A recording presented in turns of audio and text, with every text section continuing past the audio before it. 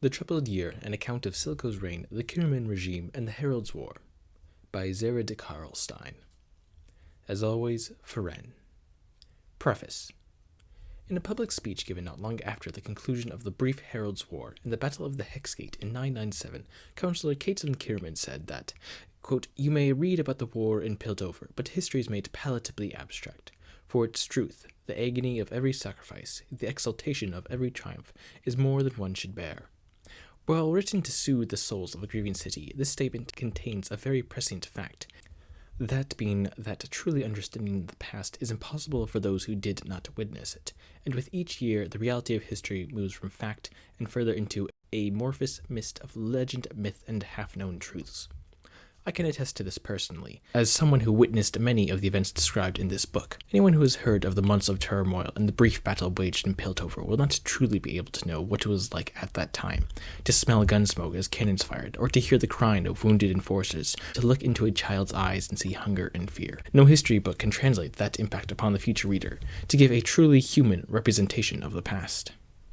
Despite this, I have felt compelled to attempt my best to do so. It is the burden and the joy of a historian to investigate the past and unearth its secrets, but also just as important to provide an understanding of the past to the present. As I've already noted, this is, in some sense, an ultimately fruitless task, as I cannot fully translate the emotions and the sense of that year. Yet, history must not be forgotten. 25 years have passed since that brief but painful episode in the history of Piltover, when the crime lord and revolution visionary Silco led a campaign to bring about the independence of the Undercity of Zon, followed by weeks of turmoil upon his death, and then the brief dictatorial rule as forces under the Noxian Ambessa Murdarda and recently promoted Caitlin Kierman attempted to strangle control over the city, and all of this to end with the Battle of the Hexgate, which saw the former wonder of Piltover nearly taken over by the Noxians and a host of biomechanical beings led by the so-called Herald, the former Zonites-born academic Victor, attempting to bring about the glorious evolution of the entire world. In the years since the Troubled Year, as it has been known, no comprehensive historical volume has been produced on it. This book serves as a remedy to that. It should not come as a surprise for the reader to consider that few memoirs and historical pieces should have emerged after the events already described. The pain of revisiting those years are deep and troubling for many, memories best left in the past, or willingly left aside to focus on the unity of building a better city. But as I grow older and see a newer generation, a younger generation, that has no memory or knowledge of those painful years and months leading up to it, I find that it is high time to do a service as a witness and catalog the events of past years. These previous years were quite troubling indeed. While the focus of this book will be in the entirety of the Troubled Year itself, I have begun my account many years before, starting with the Bloody Bridge Riot. While an obscure event, it is this event that many of the seeds that would fester and lead up into the Troubled Year were planted. If nothing else, it must be said that it was an interesting period. From the stewardship of the Undercity by Vander, the Hound of the Underworld, to the development of the first Hextech prototypes by the visionary Jace Talus, leading into the rise of Silco and his Shimmer Empire, paralleled with a burgeoning arcano-techno revolution in Piltover, which ignited the powder keg that led to the civil strife and turmoil that tore apart Piltover and Zon.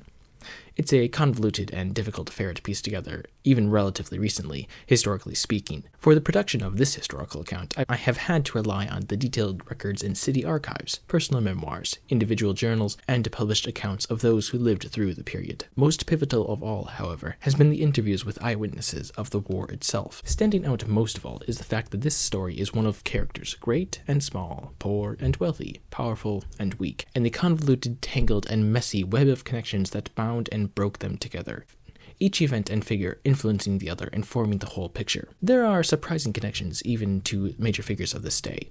The much-beloved Lady Oriana Revnik, for example, was actually saved from a death-like coma due to the actions of the Herald, Victor, and her father, the infamous Dr. Korn Singed Revik, who would go on to later be put on trial and imprisoned for life for his numerous crimes committed in service to Silco. It is to a group of these individuals that I briefly bring attention to. In the production of my account, I have taken the choice to focus on the lives of a few key figures who were both instrumental in some of the events and the outcomes of the Troubled Year, as well as serving as perspectives for the inquisitive reader, a way to gain an understanding of the Troubled Year. While further details will be provided in later chapters, I would like to briefly give a glimpse into the key characters of this story.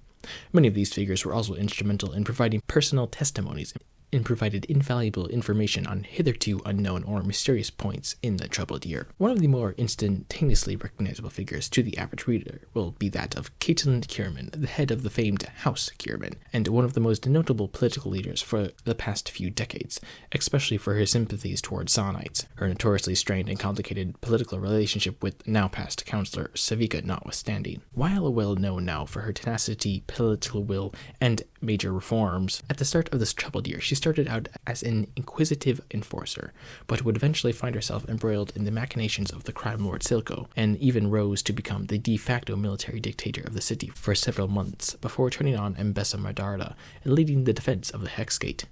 It was in this fight that she lost her left eye and gained her now famous eye patch. In addition, Caitlin's own wife, Violet Vi Kierman, is a surprisingly important figure, whose own personal connections with the controversial and infamous Jinx, in fact her own biological sister, caused no small amount of personal issues. While far less well known, Vi was perhaps one of the most influential figures during the troubled year, the adopted daughter of Vander, who was partially responsible for taking down Silco and was a key fighter in the defense of the Hex Corps. There's also the intriguing figure of Empress Mel Medarda, a foreign Noxian sent to Piltover. She quickly gained influence and even a seat on the ruling council, and was romantically involved with the inventor of Hextech, Jace. Despite her outsider background, Mel was fierce in her defense of the city of Piltover, and was quite important in defeating her own mother, Mbessa, taken over as leader of House Medarda, and would go on to defeat the Trifax Council in the Noxian Civil War from 999 to 1009. Finally, I wish to highlight a personal friend of my own, Headmaster Echo, who was perhaps one of the most turbulent, if fascinating lives possible in recent years. A born native of the Undercity, he established a rogue anti-Silco group known as the Firelights, and at the start of 997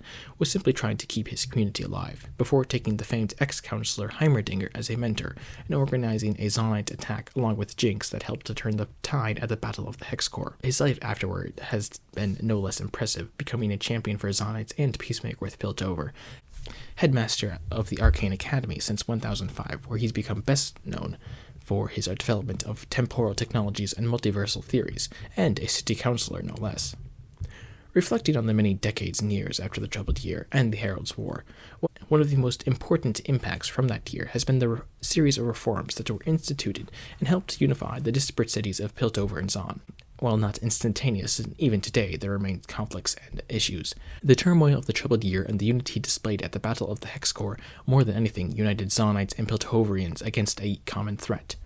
In the aftermath, a newer generation of political leaders rose to prominence and helped to institute massive changes in the political system of Piltover, not seen since the birth of our city, culminating in the declaration of the United Cities of Piltover and Zon, which has brought about a greater era of reconciliation and economic prosperity within both cities. It is this, more than anything else, that should give the reader pause, both in hope and gratitude for the good that has been given, but also a sober reverence for all the pain and suffering that was given out to bring us to this point. As this preface comes to an end, I would like to thank the wondrous archivists, librarians, and researchers who aided me in gathering sources and provided valuable insights for this book.